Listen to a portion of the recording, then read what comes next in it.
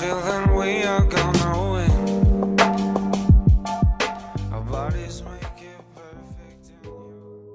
So it started off, the whole estate got bought out by this dude with like big chunks of money, and she raised the rent.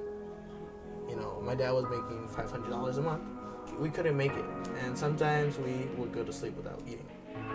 She gave us a 3 days eviction notice. The sad part is that was like the first time I actually gave a shit about where I was. That's when I figured out where I was like, damn, I gotta really appreciate where I freaking stay, or you know, what I have left. I think about it now, I'm like, this has gotta stop. In the Declaration of Independence, it guarantees that everyone is created equal. Unfortunately, this doesn't hold true. In places like San Francisco's Mission District, certain demographics, specifically the wealthy and predominantly white, are given priority over the current working and lower class residents. Gentrification is essentially the replacement of the existing community with a wealthier community. It means kind of improving the area so much so that it's accessible for a higher income community and essentially displacing a lower class community.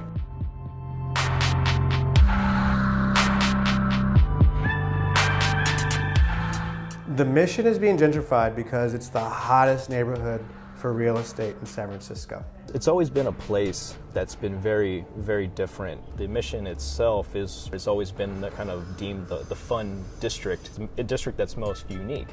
And I think that's something that attracts a lot of people.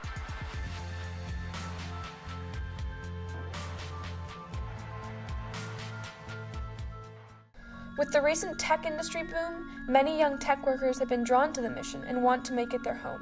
Silicon Valley employees have taken advantage of the new, popular real estate, not realizing that their actions are contributing to the cultural bleaching of the Mission. The Mission is being impacted very strongly. Like a couple years ago, you wouldn't see these tech buses around. You wouldn't see these new stores around. Like all these stores are new. There's a lot of people that I know who had to change their business, and the prices go up.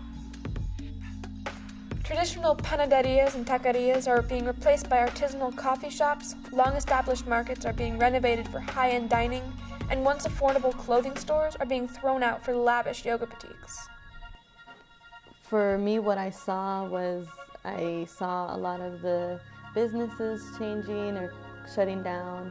I saw a lot of my friends and family members leave the city because rent was too expensive, and just a lot of different changes happening in the neighborhood.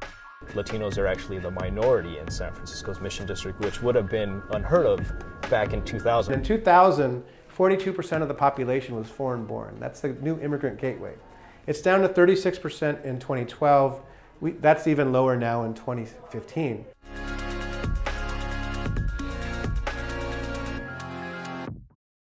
Flawed legislation has allowed the no-fault evictions of over 12,000 people in San Francisco, with at least 8,000 of those evictions located in the Mission. The Ellis Act is a type of no-fault eviction that allows landlords to essentially go out of business and evict all tenants in their buildings. This is expediting the process of gentrification. The most current wave of evictions amid gentrification, how are they violating people's human rights and dignity? How can you not impact somebody's dignity when you tell them you have to leave from the place that they've built, the place that they've known their whole lives? How are you not violating their human rights? It's the monetization of basic human rights. And housing really should be a basic human right.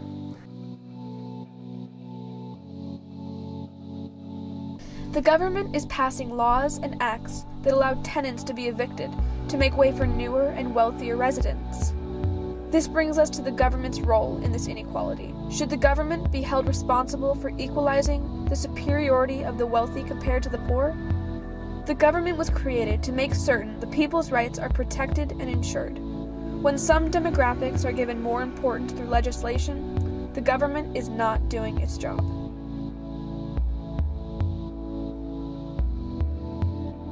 There's a real flaw in San Francisco's policy.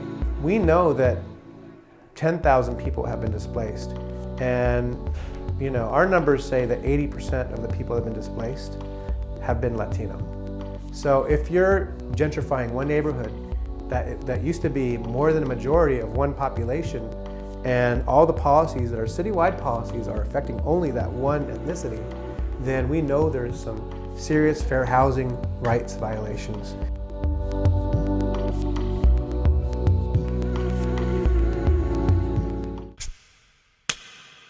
One of the first stories that I ever covered was the eviction of an entire building unit right here at the corner of 24th and Harrison. I called the landlord. Like, he technically wasn't doing anything illegal. He was following city law, but him coming in with huge money, buying up an entire building and just erasing everybody's homes and memories for the last 30 years, is that right?